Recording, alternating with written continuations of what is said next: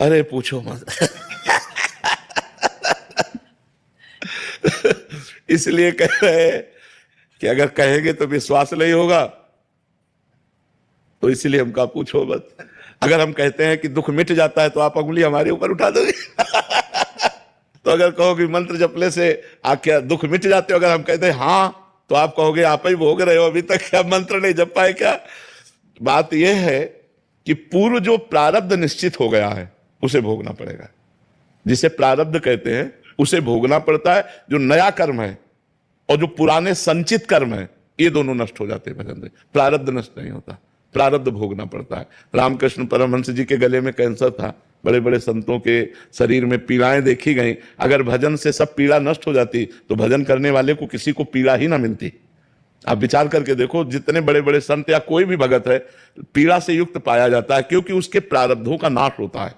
पूर्व संचित कर्म भस्म कर देते हैं भगवान, और क्रियमाण माने वर्तमान में जो हमसे गलती होती है उसे क्षमा कर देंगे। लेकिन जिस समय हमारा शरीर बनाया गया था, उस समय जो रखा गया है कि 20 वर्ष में तुम्हारा हाथ टूट जाएगा, 25 वर्ष में तुम्हारा सर फूटेगा, तुम्हें कैंसर, वो सब होगा, वो सब होगा, चाहे भजन करो या ना करो, उससे कोई फर्क नहीं पड़ता। तो ये बात हिम्मत करके, हाँ ये जरूर है कि भगवान थोड़ा सहने की सामर्थ्य दे देते हैं, सहने की सामर्थ्य देते हैं कि उसी को हम रो के काटें या उसी को हंस के काटें। तो जब हम भजन में चित्त जोड़ते हैं तो थोड़ा आनंद में जीवन होता है, लेकिन भोगना पड़ता है अवश्य में। वो भोक्तव्यम कृतम कर्म शुभाशुभम, भोगना पड़ता है, इसीलिए सबको भोगना पड़ता है। इसीलिए कहा जाता है डरो पाप कर्म मत करो, क्योंकि कर्म बन गया तो भोगना पड़ेगा। अभी मनुष्य जन्म है तो नाम जप करके, भगवान का आराधन करके, तीर्थयाटन करके, दूसरों की सेवा करके आप मिटा सकते हो।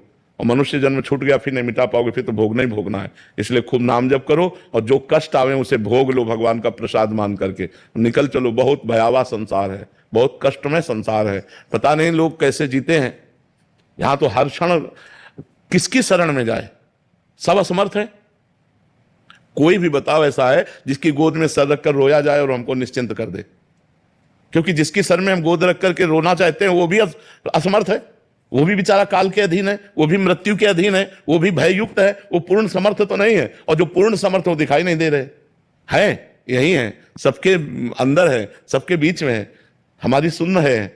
लेकिन हमें लगता है प्रगट में कोई होना जिसके गले लग करके हम अपने दुख को वर्णन कर सके, हम रो सके, कोई हमें प्यार से कि आप निश्चिंत रहिए, हम है ना। वो ये करते नहीं है, छुपे छुपे डोलते हैं, पर्दे में रहते हैं माया के। देखो एक सीमा है जहां तक तुम्हें भजन आनंद, और जो असीम आनंद की